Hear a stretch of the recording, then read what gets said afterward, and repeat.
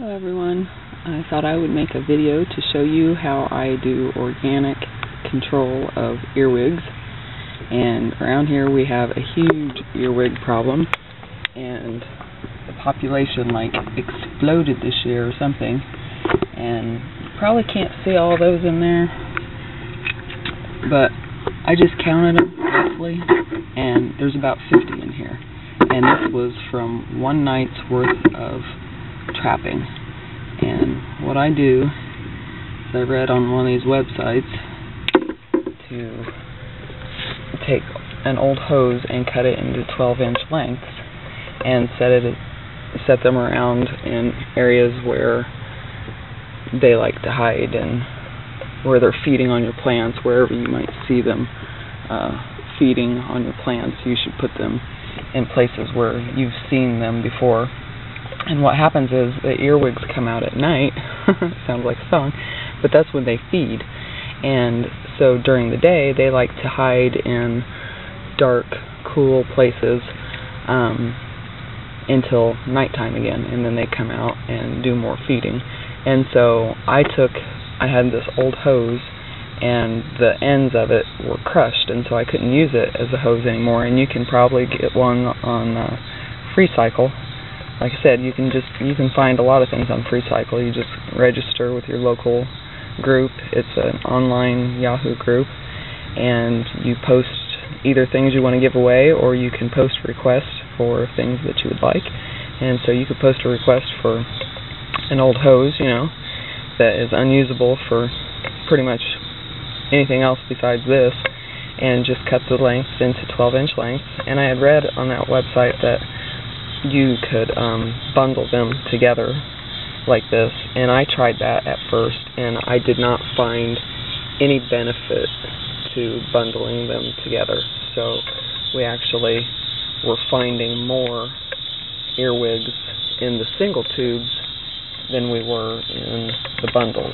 And so long ago I took the rubber bands off and just laid them around singly, and I just put them on there tonight to show you what that looked like. So you can try that if you want. You can try to bundle 2 or 3 of them together and put them in an area if you want to, and see if that works.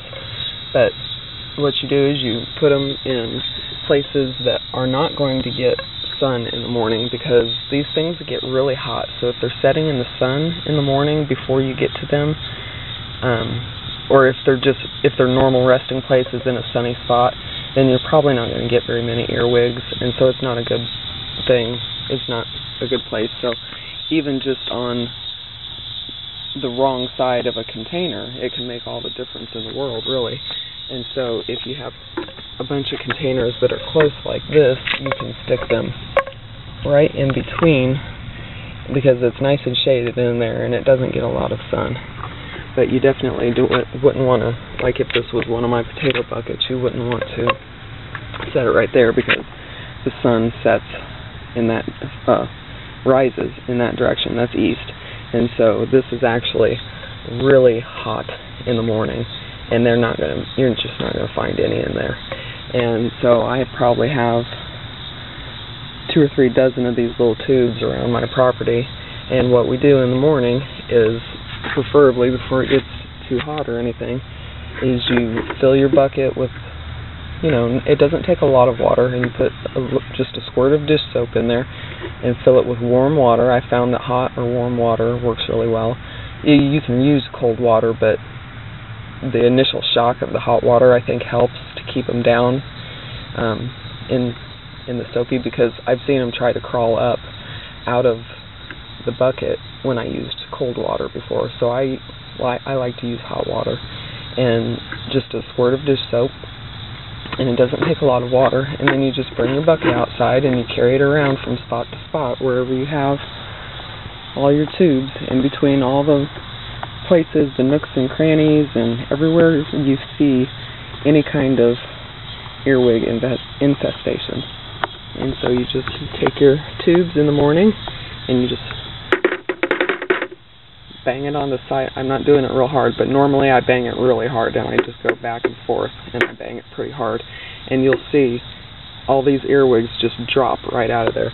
And this is just one day's worth, and I think it was the day after it rained, because for some reason the next day when it rained, because well, not for some reason, they like it wet, and so in the spring is usually when you have an earwig problem, and when they start showing up in your house and everything, and that's kind of a pain in the butt.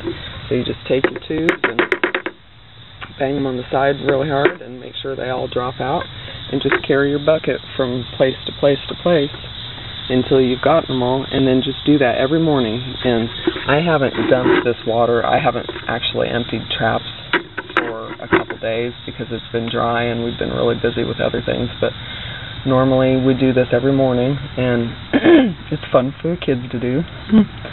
But this is pretty old, and so the water's all murky and stuff, but you can still see there's a lot of earwigs in there. Some of them are floating and some of them are at the bottom. And if you stir it up, you can see they're all like clumped together or something right now. But in the morning when I go to get a new bucket of water, I just take this to my fence line and dump it on the fence line. Because my neighbors spray pesticides on the fence line anyway, so I might as well dump some eco-safe soap on the fence line, you know, whatever. But lately I've found that, I'm not sure if it's just because of the drought or what, but I haven't been getting as many earwigs. Like on the very first day we got that many at least, and then on the next day it was a few less, and the next day it was a few less, and then a week later we got hardly any. And so either these were working really well or they were catching on because we were getting less and less, but it was also getting drier. So, you know, it helps when it's wet outside because it's not so darn hot, you know. And like I said, as long as you keep these things out of the sun, it'll be better. Sorry about that blowing. There was a bug on me. It's very hot today and very buggy right now. And so what I'm going to do now, because I'm getting less and less, and I know they're still around, and maybe they're just catching on, I don't know, maybe they're smart, but this is tuna juice drained from a can of tuna, and I am going to take my handy dandy turkey baster here. This is my gardening turkey baster, and it's what I use to draw up water and carefully water my seedlings, my little tiny seedlings. And so I use this specifically just for the garden. And so I'll take this, I'll draw it up in there, and I'll get that tuna juice in there, and I will squirt just a little bit down each tube, and then I'll go around and I'll set them in their little spots. And so hopefully tomorrow morning I will have a gold mine of earwigs in these tubes. Alright guys, I hope that was helpful for you. Let me know if you have any questions. Sorry about the bugs. I know they're loud tonight. Hopefully it's not ruining the video. Okay guys, talk to you later. Bye. Okay guys, so I thought I would show you how I was doing this without making a mess, because it can be really messy to fill these tubes with the tuna juice. And so if you stick the tube down in the jar after you draw up your juice, just go ahead and squirt some down in there, and then just let it run out, because it doesn't have to be full or anything, and this stuff is really watery and you don't want to waste it. You can fill quite a few tubes with just one can of tuna. And so because it's so runny, you just want to hold the garden hose down into your jar and then just shake it off a little bit, because it's just the scent, you know, and there's a little bit in there. So if it's like coating the inside of the tube, that's great. It doesn't have to be, well, you know, it can't be like sticking to the sides or anything because it's watery. Now you could use fish oil, which is much thicker and basically does the same thing, but fish oil is kind of expensive and tuna water is cheap. And I don't buy tuna in oil, but if you did, that would probably be even better. And I'm sure sardine juice would also work. So if you have some sardines, that would work.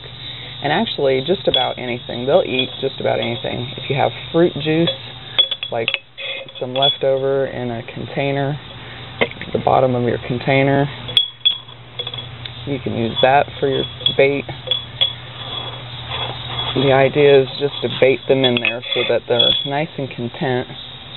Beer would probably work, but the idea is just to stick your baster down into the tube and get that juice in there, and as it's flowing out to the other end, it will coat at least one of the sides of the tube, so you don't have to worry about it missing or anything, because you can see quite a bit of it coming out.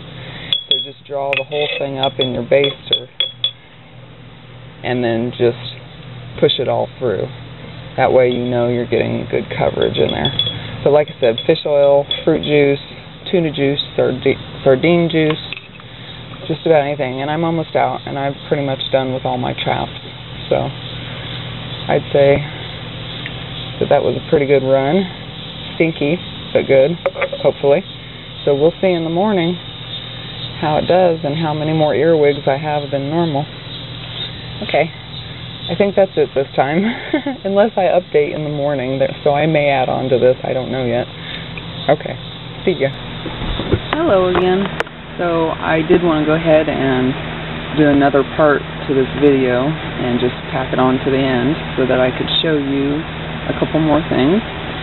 And as I kind of figured, the traps didn't work that night. Actually, the next morning, even though they were baited, I didn't get any earwigs, and that could be unfortunate or fortunate depending on your point of view, I guess. But what happened is it's been really, really hot here, and while they will still come out at night and feed during the day, they go much deeper into their hiding places because it's so very hot, and those tubes are just too hot for them. It's probably best to do all of this trapping in the springtime, and right now it's the beginning of July, so now is not the best time to do it because they're not the most active right now. So if you know that you have an earwig problem, it's best to get started early in the spring before it gets hot, when it's nice and rainy. Hopefully it's rainy. It actually wasn't very rainy here for some reason. And so our spring has been dry, our summer has been dry, but we did still have a pretty big explosion of earwigs, and so I had to resort to doing the traps and everything. But yeah, normally, so you can see all I have is one little June bug, and he's still alive actually.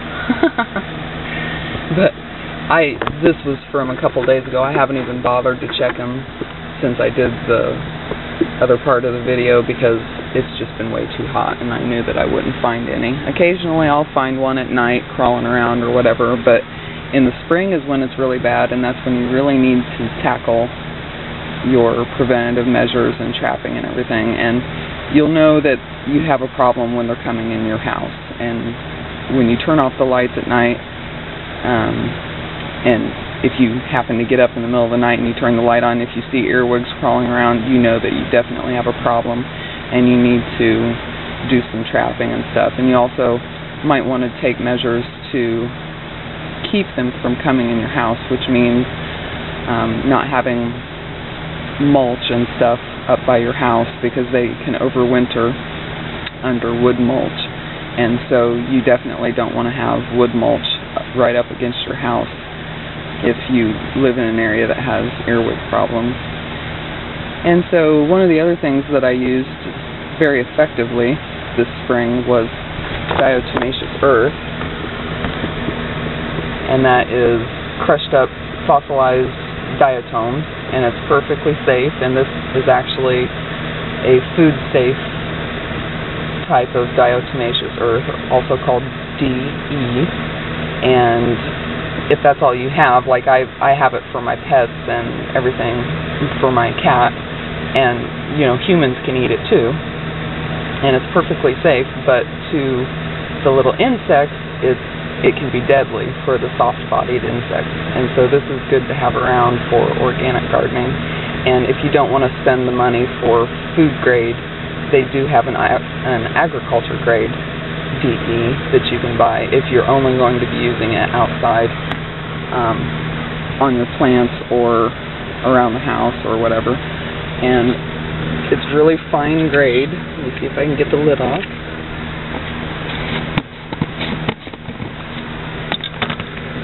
It's really very fine powder.